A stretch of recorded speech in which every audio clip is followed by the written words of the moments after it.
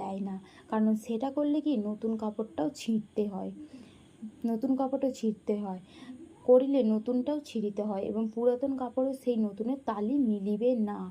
এবং আর পুরাতন কোপায় কেউ টাটকা দাক্ষারস রাখে না, রাখিলে টাটকা দাক্ষারসে কোপাগুলি ফাটিয়া যাইবে।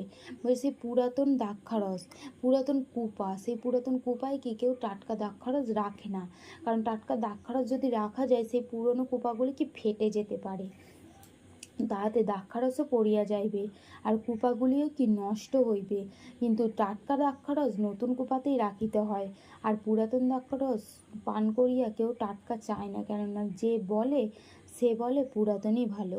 কারণ সেই জন্য প্রভু যীশু আমাদের বাক্যে দ্বারাই খুব সুন্দরভাবে বোঝালেন যে পান করিয়া কেউ টাটকা কি চায় না, কারণ সে বলে আমার পুরাতনটাই ভালো।